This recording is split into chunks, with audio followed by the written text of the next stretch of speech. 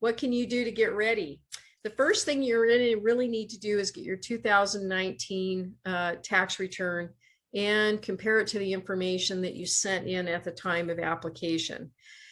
If there are differences in the way you utilize that information from your 2019 tax return to your application for these loans, whether it was last year or this year, it really could impact your forgiveness amount. And we want to try and make sure that you really get as many of these loans fully forgiven as possible.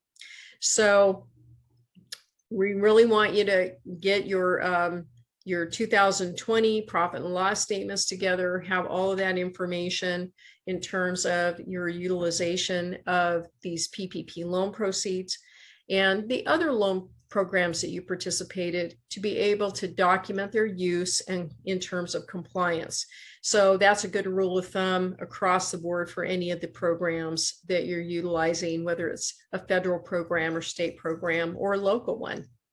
So the documentation you specifically need for the PPP is that you're going to need your business bank account statements for January and February of 2020.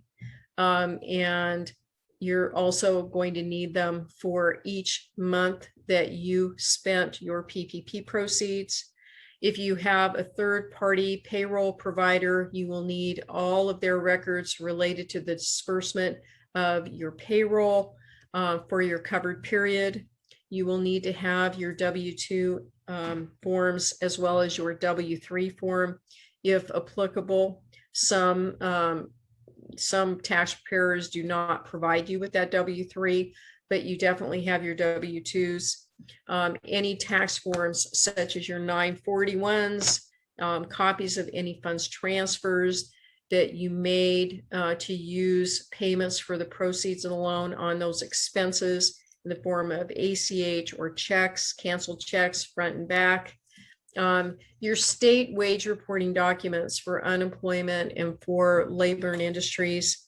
And then for the health insurance, retirement plans, and your state and local taxes, you'll need to evidence all of your documentation for the employer paid portions of these expenses as it relates to the PPP loan eligibility. All right.